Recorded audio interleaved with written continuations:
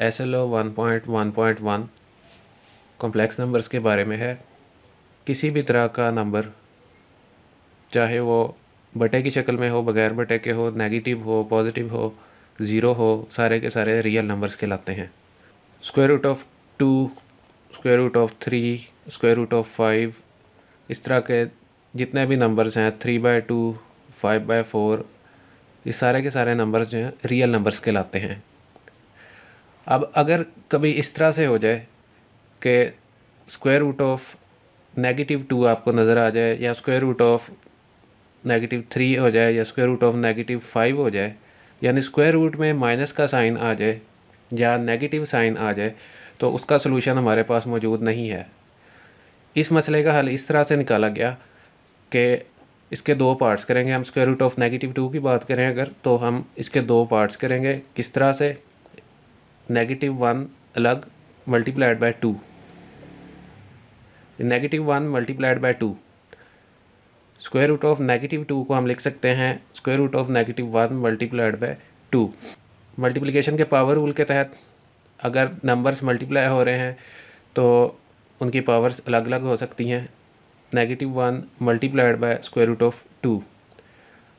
अब ये तो एक रियल नंबर है जिसका सलूशन हमें मालूम है। इस नंबर के बारे में हमें कुछ नहीं पता।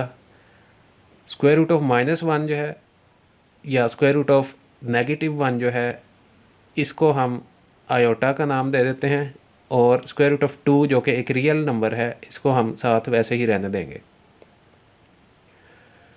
इस तरह से आपके पास मुख्तलिफ़ किस्म के कम्प्लेक्स नंबर जो हैं वो बनते जाएंगे।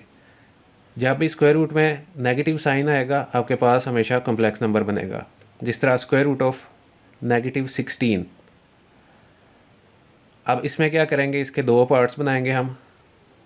-1 multiplied by 16, square root of -1 multiplied by square root of 16। Square root of -1 कोई आंसर नहीं हमारे पास, इसलिए हम ये इसको फ़र्ज़ी नाम दे देते हैं, जिसको आयोटा कहा गया या इमेजिनरी नंबर भी कहा गया है। मल्टीप्लाइड बाय 16 का स्क्वायर रूट जो कि 4 आता है, यानी हम इसको लिख सकते हैं 4 आयोटा। अब आयोटा जो है एक इमेजिनरी नंबर है, फ़र्ज़ किया गया है। आयोटा जहाँ पे लिखा जाएगा, इसका यही मतलब होगा कि स्क्वायर रूट ऑफ -1, यानी स्क्वायर रूट ऑफ -1 को आयोटा कहते हैं। अब कम्प्लेक्स नंबर्स को डिफ़ाइन किस तरह से किया जाता है? कम्प्लेक्स नंबर ऐसा नंबर होता है जिसके अंदर दो पार्ट्स मौजूद होते हैं। एक पार्ट जिसमें आयोटा आ रहा होता है उसे इमेजिनरी पार्ट कहा जाता है, और एक पार्ट जिसमें आयोटा नहीं होता उसे हम रियल पार्ट कहते हैं। आप फ़र्ज़ करें कि हमारे पास कोई भी एक कम्प्लेक्स नंबर है, तो उसको लिखा कुछ इस तरह से जाएगा। कोई नाम दे देना है आपने से, हाँ, आमतौर पे Z नाम दिया जाता है। Z से मुराद कॉम्प्लेक्स नंबर होगा। Z is equal to A plus B iota. आप कुछ भी लिख सकते हैं, ज़रूरी नहीं है आपने A प्लस B आयोटा लिखना है। आप C प्लस D आयोटा या कोई भी नाम दे सकते हैं, X प्लस Y आयोटा, इस तरह से आप कोई भी नाम दे सकते हैं, और इससे भी कोई फ़र्क नहीं पड़ेगा आप C प्लस D आयोटा लिख रहे हैं या C प्लस आयोटा D लिख रहे हैं, दोनों बातें सेम हैं। इधर X प्लस आयोटा Y भी लिखा जा सकता है। अब आप कम्प्लेक्स नंबर पे गौर करें तो इसके अंदर दो पार्ट्स हैं। एक पार्ट में आयोटा नहीं आ रहा, यानी इमेजिनरी हिस्सा नहीं है, उसको हम बोलेंगे ये रियल पार्ट है।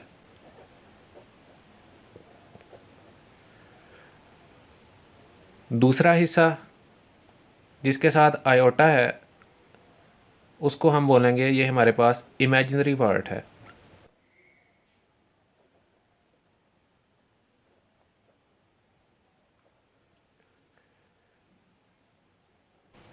यानी कम्प्लेक्स नंबर ऐसा नंबर है जिसमें दो पार्ट्स मौजूद होते हैं, एक रियल पार्ट और एक इमेजिनरी पार्ट। ये जो कम्प्लेक्स नंबर को डिफ़ाइन किया गया है इस तरीके से, जिस फॉर्म में ये लिखा गया है, इस फॉर्म को कहते हैं, ये है स्टैंडर्ड फॉर्म। यानी कम्प्लेक्स नंबर जो है स्टैंडर्ड फॉर्म में A प्लस B आयोटा की शक्ल में लिखा जाता है, स्टैंडर्ड फॉर्म। अब कम्प्लेक्स नंबर को लिखने का एक और भी तरीका है। इसी A प्लस B आयोटा को हम लिख देते हैं। एक बार इसको स्टैंडर्ड फॉर्म में लिखते हैं, z is equal to a plus B iota. अब इसी को मैं एक और फॉर्म में लिखूँगा, उस फॉर्म को बोलते हैं ordered pair form. x axis के लिए a है, यानी रियल पार्ट हमेशा x एक्सिस या x कोऑर्डिनेट होगा, और इमेजिनरी पार्ट जो है वो हमेशा y कोऑर्डिनेट होगा। ये हमारे पास स्टैंडर्ड फॉर्म है, और इसी की ही दूसरी शक्ल जो है ये ऑर्डर्ड पेयर फॉर्म है।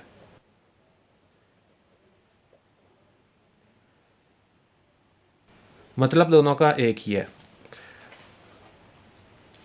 फ़र्ज़ करें आपके पास कॉम्प्लेक्स नंबर जो है इस तरह से आ रहा है a माइनस बी आयोटा। इसको आप ऑर्डर्ड पेयर फॉर्म में किस तरह से लिखेंगे? रियल पार्ट पहले लिखा जाएगा, उसके बाद इमेजिनरी पार्ट, और इमेजिनरी पार्ट आपने ध्यान से इस बार लिखना है क्योंकि b के साथ नेगेटिव साइन आ रहा है, यानी माइनस b है, तो इसको हम माइनस b लिखेंगे, यानी a नेगेटिव b, इसकी ऑर्डर्ड पेयर वाली फॉर्म आ गई। इसी तरह अगर लिखा हुआ है z is equal to negative a minus B iota, तो इसको इस तरह से ऑर्डर्ड पेयर फॉर्म में लिखा जाएगा, नेगेटिव a और नेगेटिव b। एक चीज़ का आपने ख़ास तौर पे ख्याल रखना है कि रियल पार्ट हमेशा पहले लिखा जाएगा और जो साइन उसके साथ आ रहा है वो लाजमी मेंशन करना है, और इमेजिनरी पार्ट आपने दूसरे नंबर पे यानी y कोऑर्डिनेट के तौर पे लिखना है, और साइन का ख्याल आपने लाजमी रखना है। एक और चीज़ कि जब आप ऑर्डर्ड पेयर फॉर्म में लिख रहे होते हैं तो साथ आयोटा मेंशन नहीं किया जाता। स्टेटमेंट है any real number can be expressed या can be represented as a complex number, यानी हम किसी भी रियल नंबर को कम्प्लेक्स नंबर की शक्ल में लिख सकते हैं। वो किस तरह से? अगर हम कोई रियल नंबर फ़र्ज़ कर लें 5, इसको कोई नाम दे देते हैं, z ही लिख देते हैं, कोई भी नाम दिया जा सकता है। अब 5 को हमने कम्प्लेक्स नंबर बनाना है। फ़िलहाल ये कम्प्लेक्स नंबर नहीं है, इसमें इमेजिनरी पार्ट मौजूद नहीं है, तो बहुत ही सिंपल है। 5 में अगर हम 0 आयोटा ऐड कर दें तो जो नंबर आएगा ये कम्प्लेक्स नंबर होगा। इसी तरह अगर लिखा हुआ है w is equal to negative 2/3, इसको भी हम कम्प्लेक्स नंबर के तौर पे रिप्रेजेंट कर सकते हैं। वो किस तरह से? नेगेटिव 2/3 प्लस 0 आयोटा, यानी 0 आयोटा ऐड करने से कोई भी रियल नंबर जो है उसको हम कम्प्लेक्स नंबर की शक्ल में लिख सकते हैं। एक इक्वेशन लिखी गई है x² + 4, इसको सॉल्व करते हैं और देखते हैं हमारे पास सोल्यूशन सेट क्या बनता है। x² is equal to negative 4, दोनों साइडों पे स्क्वायर रूट लेंगे, x² इस साइड पे भी स्क्वायर रूट और यहाँ भी स्क्वायर रूट, और जैसे ही इसको सॉल्व करेंगे तो स्क्वायर रूट ऑफ नेगेटिव 4 जो है इसका कोई आंसर नहीं है हमारे पास, इसलिए हम क्या करेंगे, इसके दो पार्ट्स करेंगे।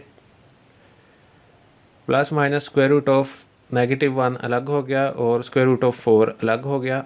यहाँ पे स्क्वायर और स्क्वायर रूट कैंसिल होकर सिर्फ x आ जाएगा। x is equal to plus minus square root of -1 multiplied by 2, जिसको हम लिख सकते हैं plus minus square root of -1, इसको हमने आयोटा कहा हुआ है, और 2 साथ मल्टीप्लाई हो रहा है यानी आयोटा 2, प्लस माइनस 2 आयोटा या प्लस माइनस आयोटा 2। यानी जो हमारे पास आंसर आया है, इस इक्वेशन का जो आंसर है, इस क्वाड्रेटिक इक्वेशन का जो आंसर आया है, ये एक कॉम्प्लेक्स आंसर है। कॉम्प्लेक्स नंबर इसको बोल सकते हैं। इमेजिनरी पार्ट जो है वो प्लस माइनस 2 है। कॉम्प्लेक्स नंबर की शक्ल में अगर आपने इसको लिखना है तो इसको लिख देंगे 0 प्लस माइनस आयोटा 2। अब क्योंकि यहाँ पे इमेजिनरी पार्ट तो मेंशन किया गया है लेकिन रियल पार्ट मौजूद नहीं था, इसलिए हमने रियल पार्ट की जगह पे 0 लगा दिया। इससे पहले हमने देखा है रियल नंबर को कम्प्लेक्स नंबर की शक्ल में लिखा जा सकता है, यानी रियल नंबर दिया गया होता था तो उसके साथ हम 0 आयोटा जो है उसे ऐड कर देते थे, उससे वो कम्प्लेक्स नंबर में कन्वर्ट हो जाता था। आयोटा की मुख्तलिफ पावर्स के बारे में बात करते हैं। एक चीज़ जो हमने सीखी वो ये है कि आयोटा जो है स्क्वायर रूट ऑफ -1 के इक्वल होता है। अब अगर मैं दोनों साइडों पे स्क्वायर अप्लाई कर दूं, यानी इस साइड पे भी स्क्वायर लाजमी बात है, दूसरी साइड पे भी स्क्वायर में लेना पड़ेगा। जैसे ही स्क्वायर लेंगे यहाँ से हमारे पास वैल्यू बनेगी iota square is equal to -1। ये रिज़ल्ट जो है आपने हमेशा याद रखना है। सिंपल आयोटा की वैल्यू है square root of -1, iota square की वैल्यू है हमारे पास सिर्फ -1। ये रिज़ल्ट जो है इसे हम आयोटा की बड़ी पावर्स को सिंप्लीफाई करने के लिए यूज़ करेंगे और ये वैल्यू आपने याद रखनी है। अब ये यूज़ किस तरह से होगी उसकी एग्जांपल लिख लेते हैं। हमने सिंप्लीफाई करना है आयोटा पावर 100, यानी आयोटा की पावर 100 को हमने सिंप्लीफाई करना है। वो किस तरह से होगा? आयोटा स्क्वायर की वैल्यू मौजूद है, पावर रूल्स हमें मालूम होने चाहिए कि अगर a की पावर n है और साथ ही पावर इस ब्रैकेट्स के ऊपर m है तो पावर पावर के साथ मल्टीप्लाई होती है n मल्टीप्लाइड बाय m। इसी को उल्टी डायरेक्शन में अगर हम पढ़ लें तो अगर पावर्स मल्टीप्लाई हो रही हैं तो उनको इस तरीके से अलग अलग भी किया जा सकता है। अब यही रूल जो है हम अप्लाई करेंगे। सबसे पहले इस 100 के 2 पार्ट्स करेंगे। अब वो 2 पार्ट्स किस तरह के होंगे? एक पार्ट लाजमी तौर पे 2 होना चाहिए क्योंकि हमें आयोटा स्क्वायर की वैल्यू पता है। 100 को हम लिख सकते हैं 2 मल्टीप्लाइड बाय 50। मैंने आपको बताया एक पार्ट लाजमी तौर पे 2 हो। अगर 2 के टेबल में नहीं आ रहा तो उसके लिए भी एक तरीका है, वो हम आगे जाके पढ़ते हैं अभी। अब इसको हम लिख सकते हैं आयोटा स्क्वायर 50। आयोटा स्क्वायर की वैल्यू मौजूद है, -1 है, ऊपर पावर 50 वैसे ही रहेगी। अगर आपके पास पावर इवन नंबर हो, इवन पावर में माइनस ख़त्म हो जाता है, यानी सिर्फ 1 आ जाएगा। आयोटा की पावर 100 सिंप्लीफाई होके आंसर 1 आ गया। अब बात करते हैं अगर पावर 2 के टेबल में ना आ रही हो, मिसाल के तौर पे आयोटा पावर 17।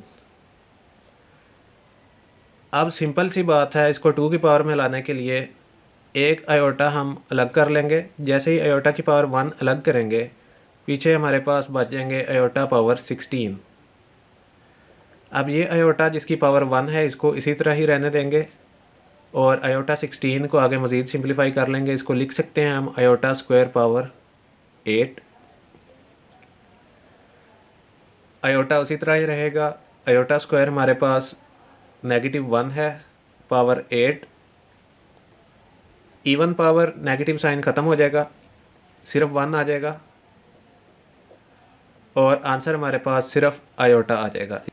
यानी आयोटा 17 को हम सिर्फ आयोटा भी लिख सकते हैं। Equality of complex number let z is equal to a plus iota b and w is equal to c plus iota d be any 2 complex numbers. अब z और w सिर्फ और सिर्फ उस वक़्त इक्वल होंगे, यानी a plus iota b equal होगा c प्लस आयोटा d के, अगर रियल पार्ट के इक्वल हो और इमेजिनरी पार्ट के इक्वल हो। इक्वालिटी ऑफ कम्प्लेक्स नंबर से रिलेटेड हमारे पास एग्जांपल है कि if 3 iota minus 5 is equal to 2 plus x minus 5 iota y, then find the value of x and y। अब 2 कम्प्लेक्स नंबर्स इक्वल नज़र आ रहे हैं। अब क्या करना है, हमने सिंपल जो अननोन्स हैं उनको एक साइड पे रखना है, चाहे वो रियल पार्ट हैं या इमेजरी पार्ट्स हैं, दोनों ही हमने एक साइड पे रखने हैं और हम अलजेब्रा के क्वेश्चन सॉल्व करते हैं बिल्कुल पहले उसी तरह ही किया जाएगा। 3 आयोटा माइनस 5 यहाँ से आके -2 हो जाएगा, बन जाएगा -7 is equal to x minus 5 iota y। अब 2 कम्प्लेक्स नंबर हमें इक्वल नज़र आ रहे हैं। 2 कम्प्लेक्स नंबर सिर्फ़ और सिर्फ उसी वक्त इक्वल हो सकते हैं जब रियल पार्ट के इक्वल हो और इमेजरी पार्ट के इक्वल हो। रियल पार्ट कौन सा होता है? रियल पार्ट जिसमें हमें आयोटा नज़र नहीं आ रहा, यानी x रियल पार्ट है, यहाँ पे x के मुकाबले में रियल पार्ट जो है वो -7 है। x की वैल्यू आ गई -7। इसी तरह इमेजिनरी पार्ट जो है वो इमेजिनरी पार्ट के इक्वल होता है। यहाँ पे इमेजिनरी पार्ट जो है वो -5y है और यहाँ पे इमेजिनरी पार्ट 3 है। हम लिख सकते हैं 3 = -5y। यहाँ से y की वैल्यू हमारे पास आ जाएगी -3/5। इस तरीके से दो कम्प्लेक्स नंबर अगर इक्वल हों तो हम अननोन नंबर्स की वैल्यूज़ जो हैं फाइंड आउट कर सकते हैं।